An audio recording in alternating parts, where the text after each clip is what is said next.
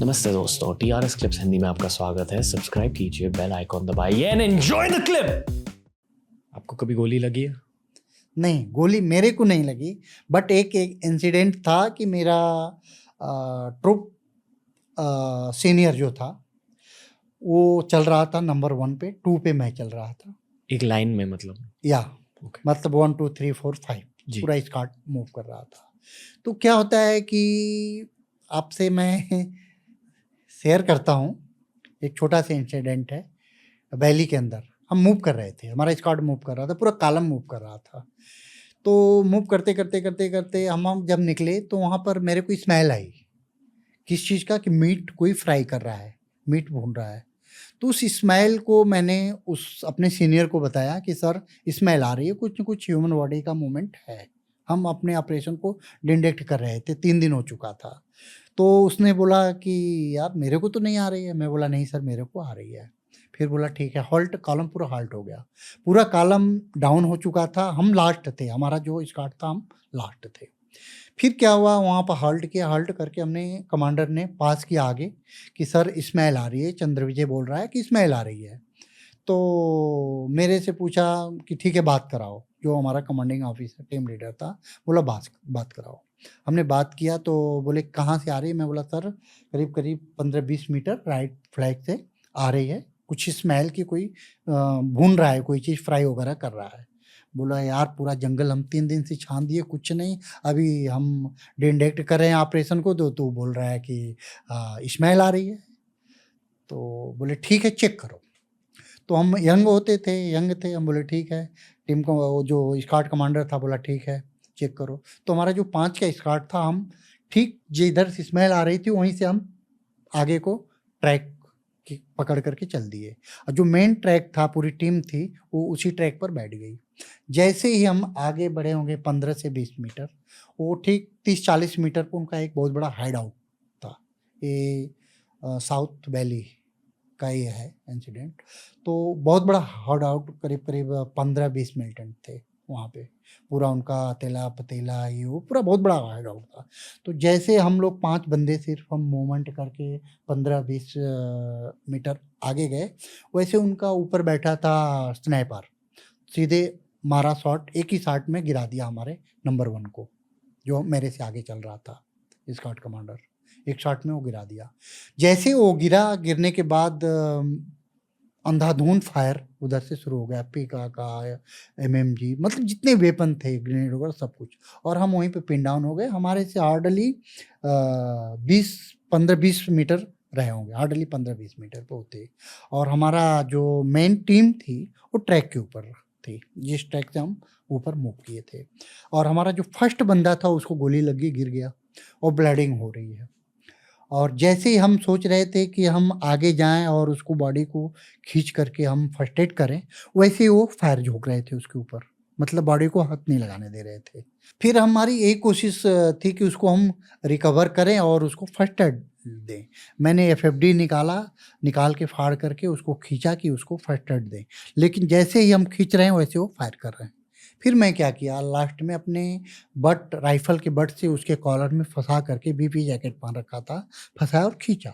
खींचने के बाद पूरा फायर एक ही लाइन में उनके फायर आ रहे थे उसके ऊपर, बॉडी के ऊपर, बॉडी से। और वो मतलब डेड ग्राउंड था, वो हाइट पे थे, हम डाउन में थे। उससे डाउन जो मेन ट्रैक था, हमारा टीम बैठा था। तो जैसे हमने खींचने के बाद अभी देखिए, बोलते हैं कि एक कहावत है, जाको राखो साइयाँ, मार सके ना को। वो पूरा बंदा बीपी जैकेट पहन रखा है, आगे से प्लेट लगा है, पीछे प्लेट लगा है। फिर भी उसने जो शॉट मारा था, बीपी जैकेट के साइड से उसको, यहाँ से चेस्ट के पास से शॉट लगा, और लेफ्ट चेस्ट बैक साइड में उसका शॉट निकला उस बंदे को। लेकिन बंदे को फर्स्ट एड हमने निकाला, फर्स्ट एड दिया, मतलब एक से नहीं हुआ। फिर हमने अपना बनियान फाड़ा, निकाल करके उससे पूरा उसको बांधा, बांध करके इसके बाद जैसे तैसे बड़े मुश्किल से हम उसको धीरे-धीरे, जिस ट्रैक के ऊपर हमने अपनी टीम को छोड़ी थी, वहाँ पर हम लेके आए। तो वहाँ पे टीम में डॉक्टर साहब भी थे, तो उन्होंने फटाफट आईवी उसको लगा दी, आईवी लगाया। आईवी लगाने के बाद वो स्ट्रेचर पे उसको डाले और नीचे ले गए।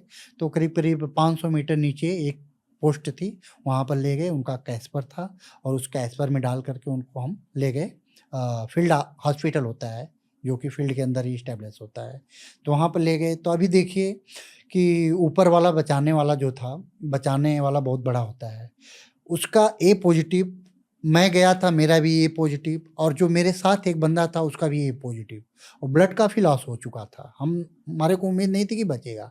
डॉक्टर बोला ब्लड चाहिए, तो हमने बोला ले लो हमारा ब्लड। बोला क्या है ग्रुप, तो हम लोगों का सबको ये रहता है कि किसका क्या ग्रुप है, आइडेंटिफाई और मार्क रहता है। हमने बोला ए पॉजिटिव है। संजोग था उसका भी ए पॉजिटिव, मेरा भी और उसका भी। हमने बोला ले लो जितना ब्लड चाहिए। 3 दिन हो चुका था ऑपरेशन में हमको कंटिन्यू, और खाना पीना कुछ नहीं था। लेकिन हमने ये सोचा कि हमारे साथ का जवान है, किसी भी हालत में बचना चाहिए, हमारे अंदर होती। हमने ब्लड दिया, हमारे साथ वाले ने ब्लड दिया और ब्लड उसको लगा, और उसको मतलब 3-4 घंटे के बाद होश आ गया, ऑपरेशन हुआ, बंदा बच गया। तो वो इंसिडेंट पहला था मेरा, जो कि आंखों के सामने मेरे साथ वाला जो स्क्वाड कमांडर था वो हुआ था। तो उस समय मेरे को ये फील हुआ था कि जो हम लोग पसीना निकालते हैं, ट्रेनिंग करते हैं, अगर सही ट्रेनिंग है आपके पास, सही स्किल है, तो आप फर्स्ट गोली ऊपर वाले की है, लग गई तो लग गई, नहीं तो फिर आपको गोली नहीं लगेगी, और ऊपर वाला चाहेगा तो आपको बचा लेगा। तो मतलब सब कुछ उसके अकॉर्डिंग होता गया। मतलब उसकी बॉडी भी 10 मिनट में रिकवर हो गई, मैंने रिकवर कर ली। फिर क्रोल डाउन करके हम ट्रैक पर आ गए, तुरंत डॉक्टर साहब था, आईवी लग गई, कैस्पर मिल गया हमको, हॉस्पिटल पहुंच गया, उसको ब्लड मिल गया, मतलब बच गया। हार्ट के ऊपर शॉट था, बच गया। तो वो इंसिडेंट मेरे लिए बहुत बड़ा था और फर्स्ट इंसिडेंट था। आपने एक काफ़ी भारी इंसिडेंट शेयर किया है सर। हाँ बिल्कुल। मुझे उस ऑपरेशन के बारे में थोड़ा और जानना है, क्योंकि जैसे कि आपने कहा फर्स्ट गोली स्नाइपर की गोली लगी थी, या पर बाकी जो फायरिंग हुई उन पे, वो गोलियां भी लगी उन्हें?